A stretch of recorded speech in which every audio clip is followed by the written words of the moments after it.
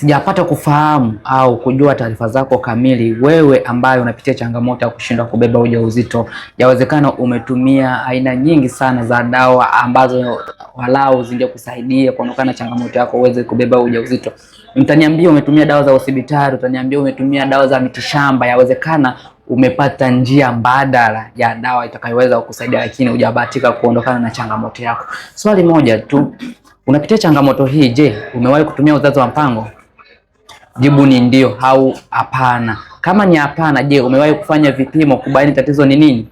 Ni vyema ukafanya uchunguzi wa vipimo kubaini tatizo ni nini na upate matibabu gani yatakayoweza kukusaidia kuondokana na changamoto yako.